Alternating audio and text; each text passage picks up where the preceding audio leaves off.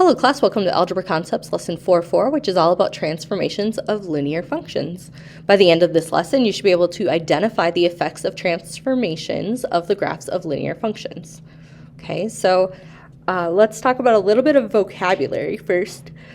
We have something called a parent function, and the parent function is always f of x equals x. And this is what that graph looks like. So we have points going through like 1, 1, 2, 2, 3, 3, 4, 4, 5, 5, or -1, -1, -2, -2, -3, -3, -4, -4. And then we also have 0, 0. So that is your parent function. So this is kind of like the home base. This is what we're always comparing to. And we're going to practice moving this line around and seeing how putting numbers in different places moves this line up and down, left and right. And then later in the video, we're going to talk about how it can stretch it and make it like steeper or less steep. Well, I can't stop yawning. I'm sorry. All right, let's move on to the first example. So we're first going to talk about vertical translations of linear functions. So describe the translation in g of x equals x minus 2 as it relates to the graph of the parent function. So if we're looking at this graph, here's our parent function. And if I were to say minus 2, something I want to point out to you right away is that this minus 2 is not grouped with the x. And what I mean by that is it's not in parentheses with the x. And that's really important because if it is not in parentheses with the x, this has to do with being a vertical translation. So this moves the entire graph, in this case, negative in the vertical, so going up and down. Negative means we would go down. If it was a +2, we would go up. So in this case, we're going to take this parent function and we're going to move it down 2 units. So I would take this dot and I'd say down 1, 2. I take this dot and I move it down 1, 2. Take the dot, move it down 2. So you can see that my entire line would move. That was a terrible attempt at drawing a straight line. So let's try. Still a terrible attempt. Okay, but you guys get the point. And if I were to close this, you can see what it looks like when it's done with an actual straight line. And if you were to look at the points there, you could see that it went from being -2, -2 to being -2, -4.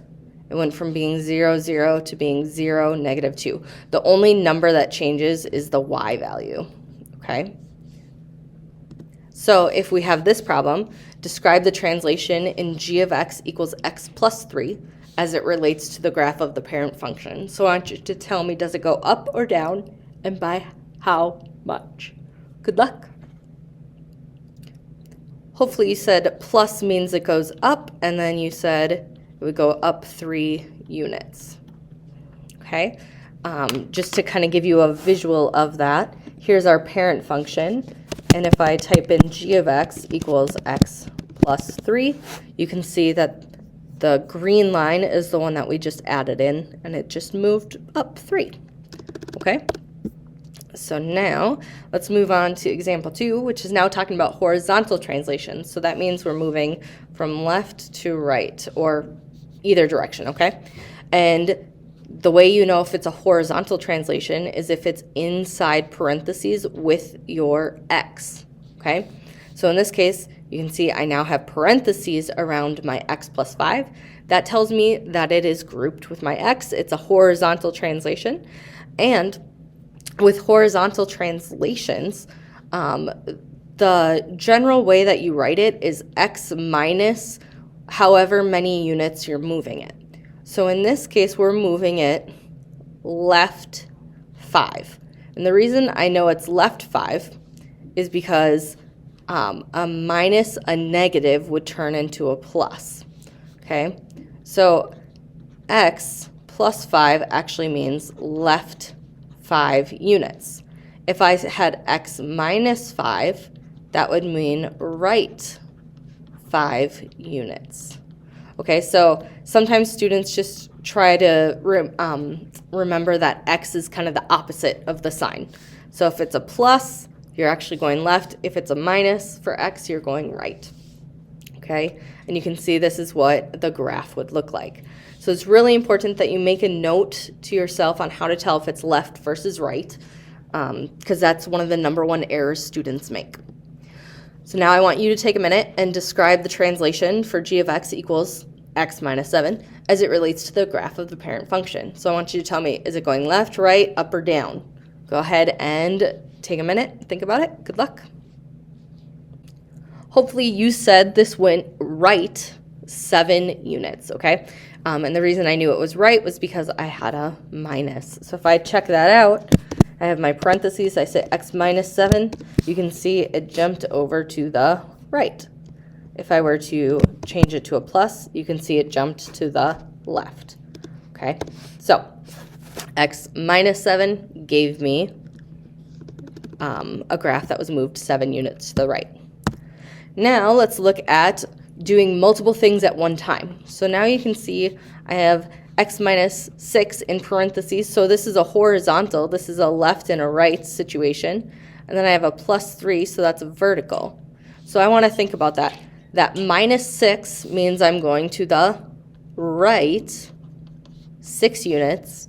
And then the plus 3 means I'm going up 3. So that's how you would describe the translation. And if you were to graph it, this is how you would do it. So you would say, I'm going to go to the right 6, 1, 2, 3, 4, 5, 6. So this dot right here got moved 1, 2, 3, 4, 5, 6, and then it went up 1, 2, 3. So that point would be right there. If I had this one, I'd go 1, 2, 3, 4, 5, 6, up 1, 2, 3. So you can see that it matches, it's on the graph. It just looks a little different when you're dealing with more than one movement, okay? So the thing that you need to remember is that when you have multiple, you have to tell me, okay, it's moving right and up in this case. So now I want you to take a minute and think about the function g of x equals x plus 4 minus 10.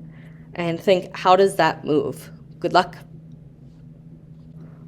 All right, for this problem, hopefully you said that plus 4 means that it's going to go to the left 4, and then that minus 10 means that it's going to go down 10. So if we check that out, if we check that out, we have x plus 4, so it moved to the left, and then we had, what was it, minus 10. So you can see then it dropped down drastically. Okay, so that is what that translation would do.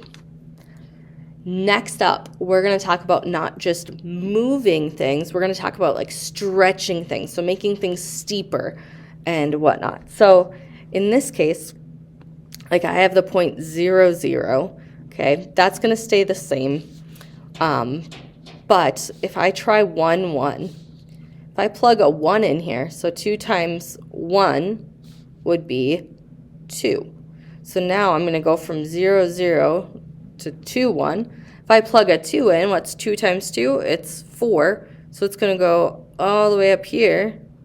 So you can see that it becomes a steeper line.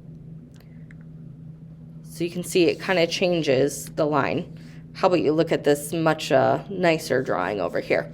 So the way that a vertical dilation works is if you have a number in front of the parentheses, so it's not touching your x, it's outside of the parentheses, that means it's a vertical dilation.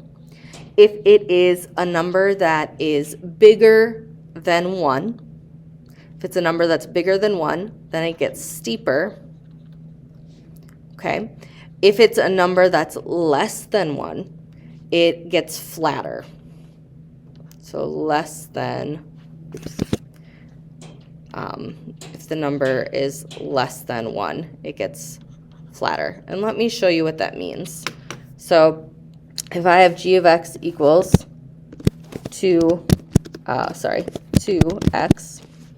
and then let's say I have another function where it's half.